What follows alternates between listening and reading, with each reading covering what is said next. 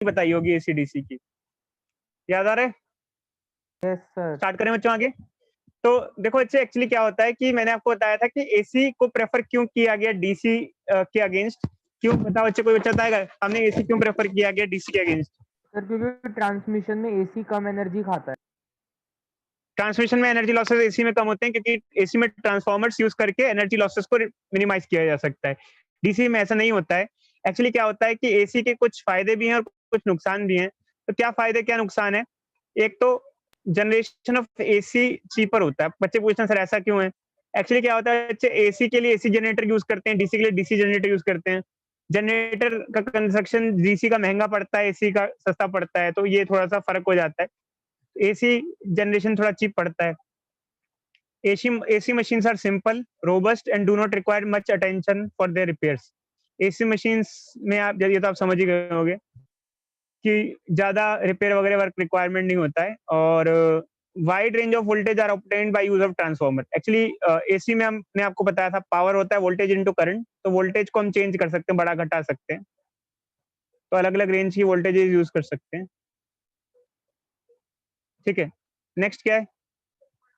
The magnitude of current can be reduce by using inductor. ये ऐसे किसी काम का नहीं है इतना। AC can be converted into DC with the help of rectifier. मैंने आपको पहले ही बता दिया था लास्ट क्लास में। रेक्टिफायर और इन्वर्टर के बारे में मैंने आपको लास्ट क्लास में बताया था। रेक्टिफायर एक डिवाइस होता है जो किसको किस में कन्वर्ट करता है, जो एसी को डीसी में कन्वर्ट करता है। और इन्वर्टर क्या करता है बच्चों? डीसी को इन्वर्टर क्या एसी, करता है? डीसी को डीसी को एसी। एसी में।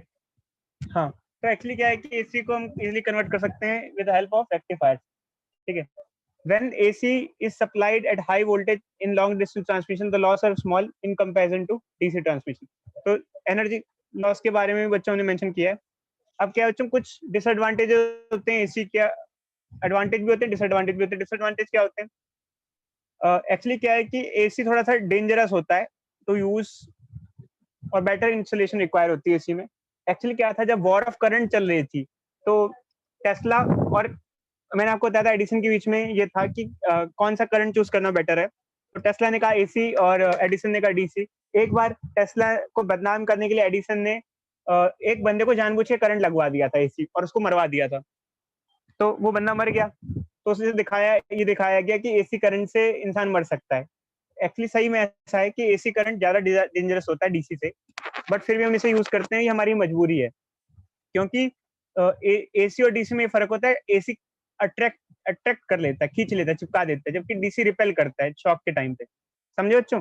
अगर शॉक लगेगा और आप अट्रैक्ट हो गए, खिंच गए, तो चिपक जाओगे उससे, तो ज्यादा खतरनाक है। और अगर रिपेल होगा तो कम खतरनाक है। समझे नहीं समझे इस बात को? समझ गए सर। हेलो? समझ गए सर। समझ गए अच्छा, सर। इसमें एक फर्क होता है, एसी और डीसी की वायर भी अलग अलग होती है। एसी की वायर क्या होती है, आपने कोई वायर देखी होगी पतली, जो एक हमारी वायर होती है उसमें पतली पतली सी कॉपर वायर्स होती हैं, उसको हम घुमा घुमा करके मोटी करते हैं। देखा है आपने? छिलते हैं जब वायर को, किसी वायर को छिलते हैं, पतली पतली सी ऐसी वायर्स होती हैं, ऐसे बहुत पतली पतली पतली पतली पतली वायर होती हैं। एसी में ऐसा यूज होता है, डीसी में ऐसी यूज नहीं, मोटी वायर यूज होती है। खैर, इसके बारे में आपको बाद में पता चलेगा ऐसा क्यों होता है। हमारे पास इसका कोई ज्यादा यूज नहीं है। एग्जामिनेशन में एडवांटेज डिसएडवांटेज नहीं आते बच्चों, बस मेन एडवांटेज डिसएडवांटेज यही है अगर देखा जाए तो। एसी का एडवांटेज यही है कि एसी को लॉन्ग डिस्टेंस ट्रांसमिशन में इजीली यूज किया जा सकता है, डीसी को यूज नहीं किया जा सकता है। अब हम आगे बढ़ते हैं। सर तो लास्ट क्लासेस में हम मुझे बच्चे बोलो सर ये बोलो आरएमएस तो चैप्टर नंबर 7 में था ना? किसमें था बच्चे, किसमें? Chapter number 7। 7 ही तो चल रहा है बच्चा, और क्या चल रहा है? लेकिन सर एसी जनरेटर तो क्या कहते हैं 6 में, चैप्टर नंबर 6 में था। 6 चल रहा है ना सर? यार 6 खत्म हो गया, एसी चालू हो गया, 7 चालू हो गया बच्चे। ये ईएमआई खत्म हो गया, इलेक्ट्रोमैग्नेटिक इंडक्शन खत्म हो गया है सर उसका। मेरे को तो अभी तक सच में लग रहा था कि 6 से चल। ये सर अभी तो लग रहा नहीं है बच्चे, 6 में। 7th है। अभी 7th लगेगा ना, उसके बाद देखना धड़ाधड़ चैप्टर खत्म हो जाएंगे सारे के सारे। ऑप्टिक्स आखिरी बच रहा होगा, नहीं देख क्योंकि लेना। सर एसी जनरेटर तो 6 में है ना, लेकिन हाँ बच्चे, यार सारे चैप्टर एक दूसरे से लिंक्ड ही हैं यार, क्या बात करे बच्चे। क्या 6 और 7th लिंक नहीं है क्या? अगर इंडक्शन नहीं होगा, इंडक्शन होगा मतलब करंट जनरेशन होगा, मतलब एसी करंट जनरेशन होगा, तभी तो आप एसी चैप्टर पढ़ोगे या नहीं पढ़ोगे? Yes sir. बिल्कुल लिंक्ड है 6 और 7 चैप्टर, बिल्कुल लिंक्ड है। एसी, उसके अंदर एक टॉपिक बहुत ज्यादा अच्छे से लिंक्ड है, जैसे कि एसी जनरेटर लिंक्ड है। एसी जनरेटर, आप एसी करंट जनरेट करोगे, एसी जनरेटर होगा तभी तो एसी करंट आएगा, वरना कहाँ से एसी करंट आएगा। बिल्कुल लिंक्ड है, यस और बाकायदा एक ही कंटिन्यूएशन में ही है। वो तो पूरे चैप्टर एक साथ नहीं बना सकते, तो इसलिए उसको डिवाइड कर दिया है, सब डिवाइड कर दिया। आगे बढ़ते हैं बच्चे। तो अभी हमने कहाँ तक पढ़ा था? अभी हमने यहाँ तक पढ़ा था कि हम एसी के बारे में आपको इंट्रोडक्शन दे रहे थे। लास्ट क्लासेस में मैंने आपको बताया था कि एसी वोल्टेज को हम इस तरीके से, एसी करंट को हम इस तरीके से साइनसॉइडली दिखा सकते हैं, ऐसे करके। और मैंने आपको बताया था कि साइनसॉइडली कैसे होता है, बताया था कि इलेक्ट्रॉन भागता है, आगे पीछे भागता है, ऐसे ऑसिलेट करता है, इस वजह से ये ग्राफ इस तरीके का होता है। ठीक है, तो चाहे एसी वोल्टेज का ग्राफ बोला जाए, चाहे एसी करंट का टाइम ग्राफ बोला जाए, ऐसा होता है। और हमने वैसे देखा भी अपनी इक्वेशन में, जब हमने एसी जनरेटर की इक्वेशन निकाली तो ये था नवाब sine omega T is equal to नवाब साइन ओमेगा टी। और नवाब को हम क्या लिख सकते हैं? नवाब can be written as E naught sine omega T. और इसको ई नॉट ना लिखो तो वी लिख दो, V is equal to E naught sine omega T. Sorry, omega voltage, कौन सी एंगुलर वेलोसिटी है यहाँ पे? हाँ, एंगुलर वेलोसिटी, एंगुलर फ्रीक्वेंसी। देखो दो टाइप की फ्रीक्वेंसीज होती है बच्चे, एक होती है नॉर्मल फ्रीक्वेंसी, एक होती है एंगुलर फ्रीक्वेंसी। बताते हैं अभी आपको, सब कुछ बताते हैं, अच्छे से बताते हैं। सर 2π/t होती है ना? हाँ बच्चे बताते हैं, रुको रुको रुको, सब बताते हैं, रुको। तो ये हमने डिराइव किया था ना, ये हमने डिराइव किया था लास्ट चैप्टर में, एसी जनरेटर में। तो देखो बच्चे, एक्चुअली क्या होता है कि हमारे घरों में ऐसे ही वोल्टेज आती रहती है और फ्लक्चुएट होती रहती है, वो एसी वोल्टेज है हमारे घरों में आती है। बट कोई बच्चा बताएगा हमें क्यों नहीं पता चलता वोल्टेज फ्लक्चुएशन का? हमें तो लगता है कि वोल्टेज स्टिल है, हमें तो ऐसा लगता ही नहीं कि ऐसी वोल्टेज आ रही है हमारे घर में। ऐसा क्यों फील नहीं होता हमें? सर क्योंकि वो बहुत हमें जल्दी जल्दी चेंज, मतलब उसमें बहुत जल्दी जल्दी फ्लिकर बहुत होता है। फास्ट फ्लक्चुएशन होता है, मतलब 50 हर्ट्ज, एक सेकंड में 50 टाइम्स। और इवन हमारे डिवाइस भी उसी हिसाब से बने हुए होते हैं जिसमें फ्लक्चुएशन का असर नहीं होता है, मतलब एसी के हिसाब से डिजाइन होते हैं, समझो बच्चे। और जबकि हमारे घरों में एसी वोल्टेज है, एसी करंट आता है, मतलब एसी वोल्टेज एसी करंट आता है, जो कि जिसमें इलेक्ट्रॉन्स जो हैं वो एक डायरेक्शन में नहीं चलते, ऑसिलेट करते हैं। तो उसका ग्राफ ऐसा आता है। लास्ट क्लास में मैंने आपको एसी करंट का, एसी वोल्टेज का ग्राफ, एसी करंट का ग्राफ समझा के दिखाया था। तो ये चाहे एसी वोल्टेज का ग्राफ बोलो, चाहे एसी करंट का ग्राफ बोलो, दिखने में ऐसा ही होता है, ऐसे ही बना सकते हैं।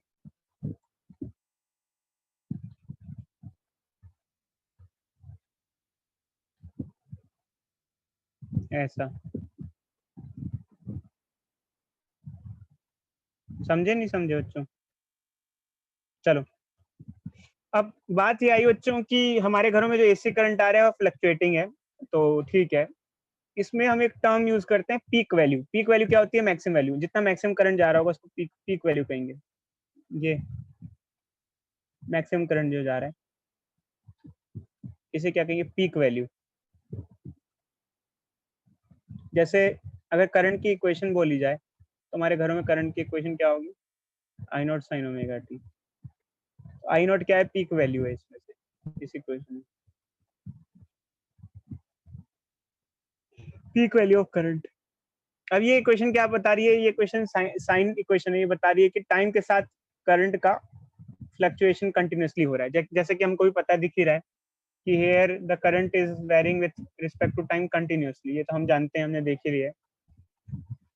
अब देखो अच्छा, होता क्या है जब हम एसी करंट की बात करते हैं, एसी वोल्टेज की बात करते हैं, तो दो वैल्यूज हमें सुनने को आती है। जैसे एसी वोल्टेज की बात करें हम, तो एक वैल्यू हो गई पीक वैल्यू, जो कि हो गई वी नॉट, जो कि हो गई वी नॉट। और दूसरा हो गया, दूसरी वैल्यू हो गई आरएमएस वैल्यू और एवरेज वैल्यू, आरएमएस वैल्यू। देखो बच्चों, अब हम आपसे एक चीज बात करते हैं। जैसे आपके मार्क्स पूछे गए किसी सब्जेक्ट में, ऐसे आए 100 में से मार्क्स आए, किसी में से 90 आए, किसी में 70 आए, 100 में से किसी में 60 आए, किसी में 75 आए, तो मैक्सिमम इतने आए।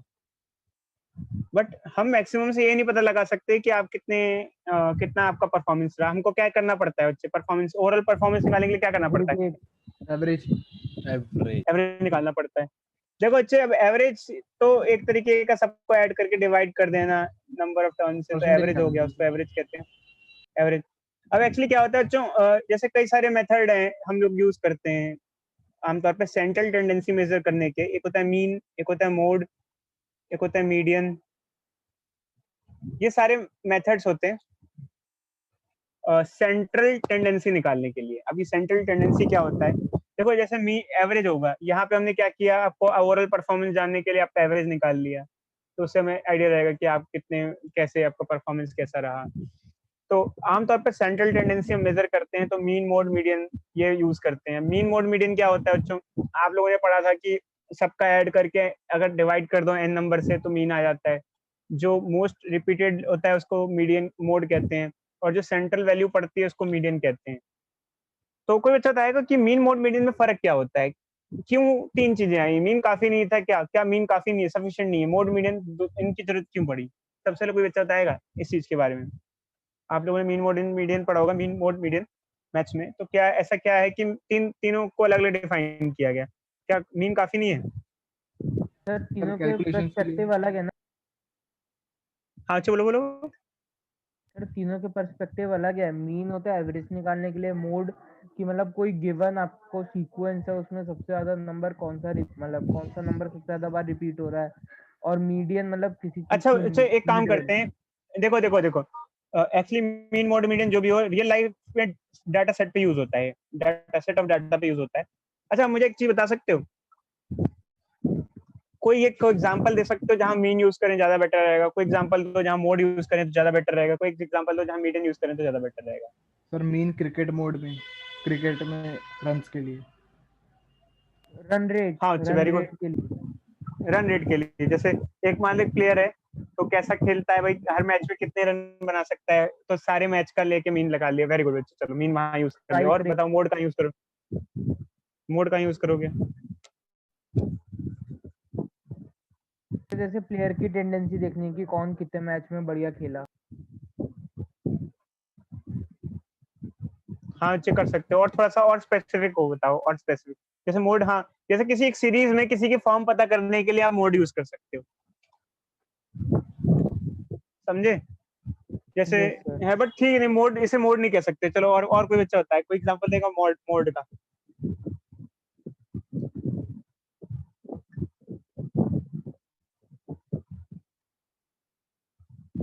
बताओ।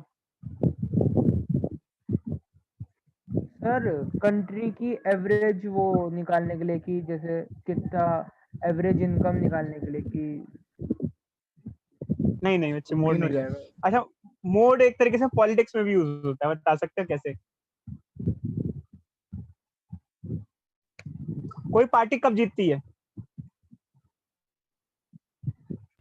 सबसे ज्यादा वोट जब मिलेंगे जब वो वोट जब जिसके सबसे सबसे ज्यादा वोट मिले वो जीतता है ना। जैसे मान लो कई लोगों की पसंद है, एक है हाथी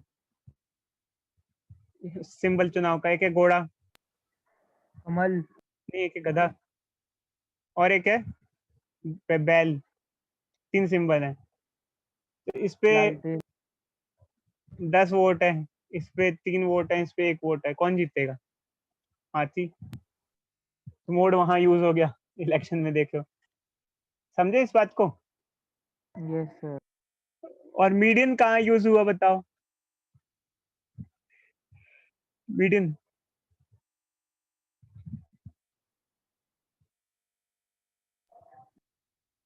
सर लॉटरी।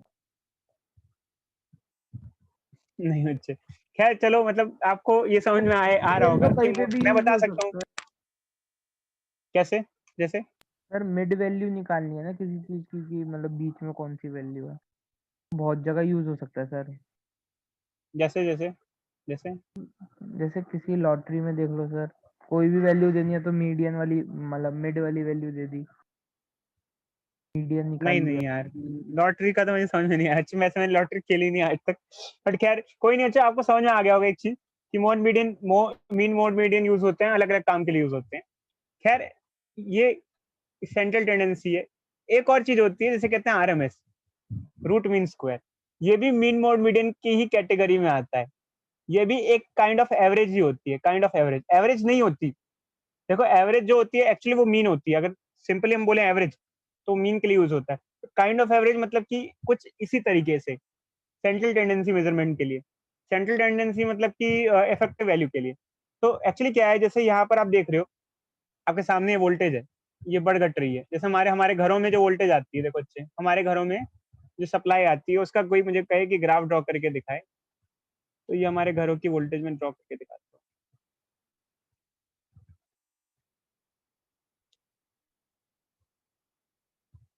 ये हमारे घरों में जो पीक वोल्टेज आती है करीब करीब 311 वोल्ट होती है।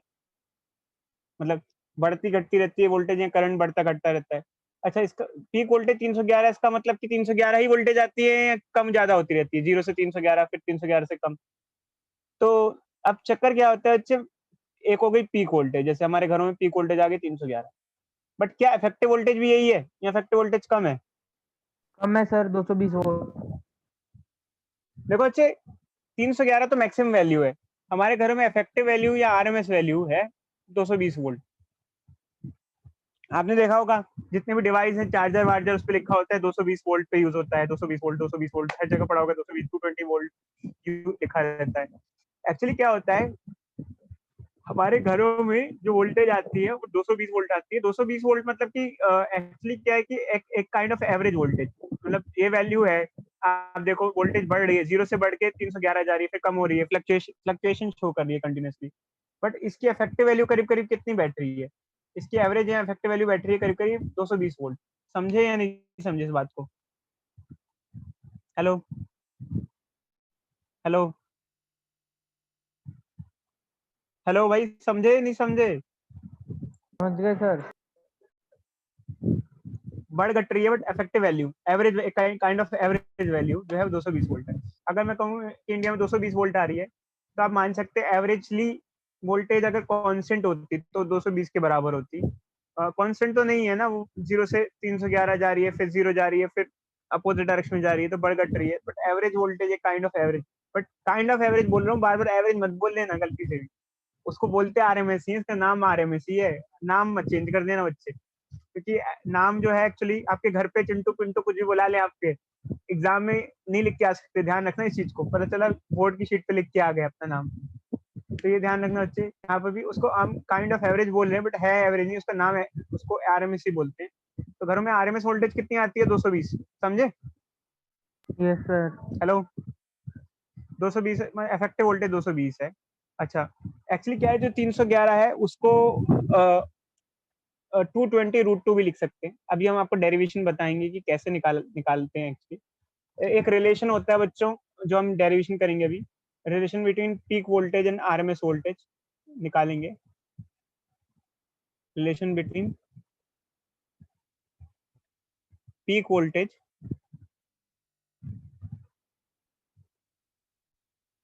And RMS voltage.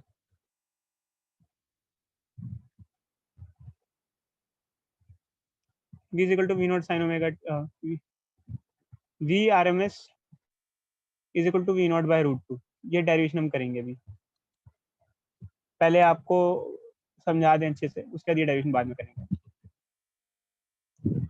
तो है, अब हम कहें कि हमारे घरों में जो वोल्टेज आती है उसकी इक्वेशन बनाओ, तो हमारे घरों की वोल्टेज की इक्वेशन ये होती है, इसको थोड़ा बना के दिखाती है। इसमें पीक वैल्यू क्या है? 311।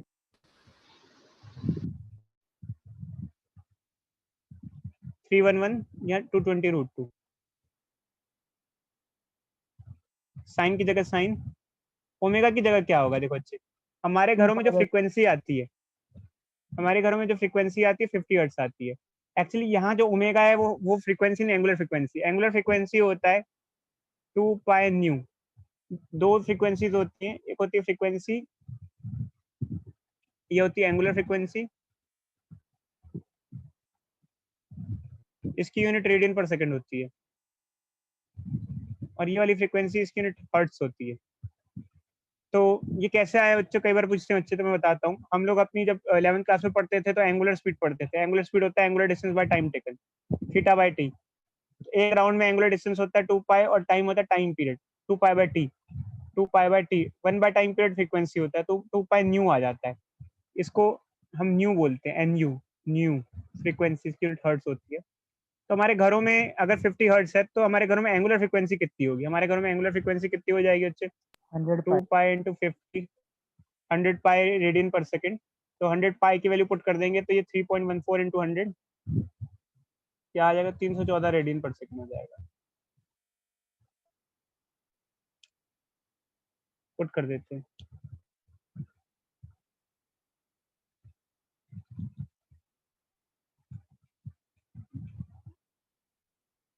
तो ये जो V आएगा समझे नहीं ये क्या? समझे? हाँ अच्छा बोलो। सर ये जो V की वैल्यू आएगी ये क्या चीज है, ये कौन सा पोटेंशियल है? बताते हैं बच्चे, बताते हैं। जैसे हमारे घरों में वोल्टेज आई, क्या आई? 220 √2 साइन 314 टी। तो जैसे टाइम की वैल्यू, अगर आप किसी टाइम पे आपको वोल्टेज पता करनी हो, टाइम पुट करोगे, आपको उस टाइम पे वोल्टेज पता चल जाएगी। ये इंस्टेंटेनियस वोल्टेज है, ये है इंस्टेंटेनियस वोल्टेज। अब इंस्टेंटेनियस वोल्टेज क्या होता है? आप कहोगे सर अभी तो आपने 2 वोल्टेज बताई थी, अभी तीसरी वोल्टेज कहाँ से डिफाइन कर दी? देखो, एक होता है पीक वैल्यू जो मैक्सिमम वैल्यू होती है, एक होता है आरएमएस जो एवरेज वैल्यू होती है, एक होता है इंस्टेंटेनियस। एक्चुअली आप देख रहे हो बच्चे, ग्राफ में आपको दिख रहा है वोल्टेज की वैल्यू बढ़ घट रही है, बार बार चेंज हो रही है। जैसे यहाँ इंस्टेंटेनियस वैल्यू अलग है, किसी इंस्टेंट पे वैल्यू जो है अलग है, हर इंस्टेंट होती जा रही है। तो इंस्टेंटेनियस वैल्यू अलग अलग है बच्चे। कहाँ गए हम? तो देखो बच्चे, हर पॉइंट पे इंस्टेंटेनियस वैल्यू अलग अलग आएगी, हर टाइम पे अलग अलग इंस्टेंटेनियस वैल्यू आती है, बढ़ती घटती रहती है इंस्टेंटेनियस वैल्यू। देखो यहाँ अलग है, यहाँ अलग है, यहाँ अलग है, अलग है। देखो बढ़ रही है, घट रही है, नेगेटिव जा रही है, चेंज हो रही है। समझे नहीं समझे इस बात को? तो एक्चुअली क्या होता है कि वी, ये जो है, ये वी है, ये जो वी आपके सामने है, जो हमारे पास ये इंस्टेंटेनियस वैल्यू है। अगर किसी इंस्टेंट पे आपको मालूम करना है तो ये अलग अलग होगा। ये मैक्सिमम कहाँ तक जाएगा? देखो कहाँ से कहाँ तक जाएगा, ये बता सकते हो? क्या रेंज होगी इसकी? रेंज बता सकते हो? किसी टाइम पे कहाँ से कहाँ तक हो सकता है ये? 0 से बोलो। 311। देखो यहाँ से यहाँ तक जा रहा है तो 0 से 311 तक जा रहा है, फिर 0 तक जा रहा है, फिर -314 तक जा रहा है, तो माइनस में भी हो सकता है। तो ये वैल्यू है इंस्टेंटेनियस। किसी इंस्टेंट पे क्या होगा? खैर वैसे हमें डेली लाइफ में इंस्टेंटेनियस से मतलब थोड़ी होता है, क्योंकि यार देखो पंखा चल रहा है, कूलर चल रहा है, डिवाइस चल रहा है, हमें तो इंस्टेंटेनियस से थोड़ी मतलब होता है भाई। तो बढ़ घट रहा है, ये हम क्या मेजर करना है इंस्टेंटेनियस? बढ़ता घटता रहना ही है वो, तो अपने आप हमें क्या कर लेना है उसमें। इंस्टेंटेनियस से हमें ज्यादा लेना देना नहीं होता है। तो बहुत ही रेयर चांस है आपको टाइम पुट करके इंस्टेंटेनियस वोल्टेज निकालने को पूछा जाए कि इस इंस्टेंट वोल्टेज क्या होगी। ऐसा हमें, इसका कोई काम एक्चुअली हमारा होता नहीं है। समझो बच्चों, ये हमारे घर की क्वेश्चन है। अब क्वेश्चन ये आता है, क्या अमेरिका में भी सेम वोल्टेज की इक्वेशन होती है? कोई बताता है क्या अमेरिका में भी सेम वोल्टेज की इक्वेशन होगी या अलग होगी? तो सर अलग होगी। सर अलग होगी। क्यों बच्चे बताओ, अलग क्यों होगी बताओ?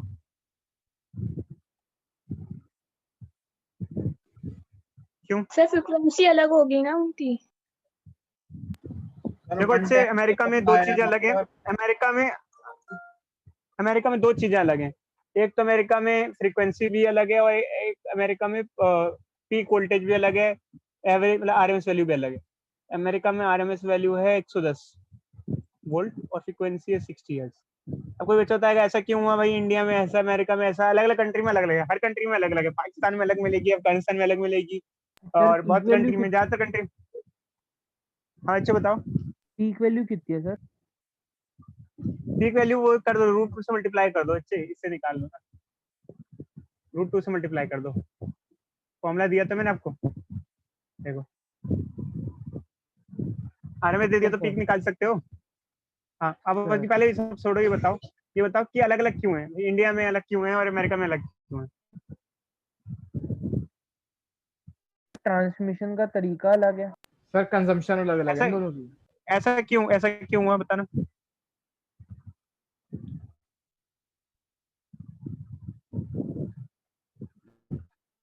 बाहर ज्यादा खपत नहीं होती, इंडिया में तो बहुत ज्यादा है। देखो अच्छा, एक्चुअली क्या हुआ था, जब इंडिया इन ब्रिटिशर्स के अंडर में था तो ब्रिटिशर्स ने जो यूज किया वो इंडिया को वही यूज करवा दिया। अमेरिका के साइंटिस्ट ने अलग चीज यूज की, तो अलग है। खैर उनके अप्लाइंसेस अलग होते हैं, अमेरिका के अप्लाइंसेस यहाँ पंखा उनका लेके आओगे नहीं चलेंगे, फोन वोन चल जाएगा, पंखा उनका नहीं चलेगा। बड़े बड़े बड़े जो अप्लाइंसेस है अमेरिका के, इलेक्ट्रिकल अप्लाइंसेस, ध्यान से सुनना बच्चों, कौन से? इलेक्ट्रॉनिक्स नहीं कह रहा मैं कह रहा हूँ इलेक्ट्रिकल अप्लायंसेस, वो नहीं चलेंगे। और उनके तो सॉकेट भी अलग होते हैं, आपने तो देखा ही होगा, सिंगापुर का सॉकेट, अलग अलग कंट्री का सॉकेट भी अलग होता है हमसे। सर तो एक यूनिवर्सल हमारा सॉकेट वाला प्लग आता तो है। हाँ यार एक है, बट पता है सॉकेट अलग होता है, आपको पता है ना, कितना पता ही होगा अच्छे। सर सर तो बोलो। जैसे जो वो यूनिवर्सल सॉकेट जो आता है, जो मतलब किसी भी देश में चल जाता है, तो उसमें वो क्या वोल्टेज का भी कुछ लगा होता है, या फिर वो डिवाइस खराब होने का चांसेस नहीं होते? नहीं नहीं बच्चे, एक्चुअली क्या है, आप पंखा वंखा तो लेके नहीं जा सकते ना, सुनो, वो तो सिर्फ फोन के जो चार्जर है उसको लगाने के लिए। फोन जो मैन्युफैक्चर किया होता है ना, फोन के चार्जर पढ़ना, फोन ऐसा मैन्युफैक्चर किया होता है हर कंट्री में यूज हो सकता है, उस पर लिखा होता है, रेंज पूरी लिखी होती है। फोन के अंदर कुछ ऐसा ना, जो डब्बा होता है फोन का, जो चार्जर होता है, उसके अंदर कुछ ऐसा होता है कि वो पूरी रेंज में काम करता है। सॉकेट ऐसा सर्किट होता है फोन के अंदर। बड़ा डिवाइस नहीं ले जा सकते, सुनो बच्चे, ओम, ये नहीं कि पंखा उखाड़ के, इंडिया का पंखा उखाड़ के पंखा अमेरिका नहीं लगा है, दिया। वो फोन और लैपटॉप के लिए वो पूछ। फोन और लैपटॉप के अंदर अंदर जब अंदर जैसे ही वायर एंटर करती है, कुछ अंदर सर्किट ऐसा होता है, फोन के अडेप्टर में कुछ ऐसा सर्किट होता है जो different different voltage, different different frequency पे काम कर सकता है। वो इनपुट कुछ भी ले सकता है, आउटपुट वही देता है वो, मतलब ऐसा कुछ होता है जो वो अपने आप उसको बियर कर सकता है। मतलब जैसे मान लो आपके पास फोन है अभी, तो सर इंडिया में चला रहे हो, अमेरिका में ले जाओ, बस अमेरिका में आपको आपका पिन नहीं लगेगी, तो आपको एक वो लेना पड़ेगा, 3 पिन प्लग जैसा होता है ना, पिन प्लग लेना पड़ेगा, एक्सटेंशन लेना पड़ेगा, उसको लगा दो तो आपका फोन लग जाएगा आपके उसके अंदर। और आपका जो चार्जर है वो कैपेबल है, वो कर लेगा, जो वो ऐसा कर लेगा जो काम चल जाएगा आपका। बट यही कहीं इलेक्ट्रिकल डिवाइस लेगा, पंखा ले गए, कुछ और डिवाइस ले गए, वो काम नहीं करेगा। समझे नहीं समझे इस बात को? Yes sir. एसी ले गए, पंखा ले गए, अगर अगर एसी को डिजाइन हुआ होगा तो बात अलग है। मैंने एसी का तो मुझे पता नहीं, बच्चे मैंने ज्यादा देखा नहीं कि होता है नहीं होता है। चार्जर पे तो लिखा होता है यार, लैपटॉप के चार्जर पे तो लिखा होता है 100 से 240 वोल्ट। पहले जब मैं बचपन में छोटा था, मुझे मुझे लगता था ऐसा कैसे लिखा है यार, 100 से 240, पर इंडिया में तो 220 वोल्ट आता है, तो इंडिया के हिसाब से 220 का डिजाइन होना चाहिए। बाकी सारे बड़े बड़े डिवाइस पे तो 220 लिखा रहता है। तो बाद में समझ में यस आया सर, कि लोग लिखा है, ये जो हाँ बच्चे बोलो लैपटॉप के बोलो। चार्जर पे लिखा हुआ हाँ तो लोग एक्चुअली लैपटॉप लेके बाहर जाते हैं ना, इसलिए वो ऐसे बनाए हुए होते हैं कि यूज हो सके। कल को मान लो ऐसा हो ही ना, एक कंट्री में हो तो आप उसको बाहर लेके नहीं जा सकते, दूसरी कंट्री में आपको दिक्कत हो जाएगी। तो उसके अंदर सर्किट डाल दिया होता है, एडाप्टर के अंदर ऐसा सर्किट डाल दिया होता है, आप उसे दूसरी कंट्री लेके भी घूम सकते हो। समझे बच्चे? समझे नहीं है। यस समझे? सर। हर डिवाइस यूज नहीं कर सकते आप, मैं फिर से कह रहा हूँ, ऐसा नहीं कि कोई भी डिवाइस आपने फिट कर दिया। चलो बच्चे आगे बढ़ते हैं। अब खैर हमें आरएमएस की डेरिवेशन भी करनी होगी, अब हम आरएमएस की डेरिवेशन करेंगे वाल तो। हाँ समझ में आया बच्चों? पहले बताओ, किसी को डाउट अभी तक में? No sir.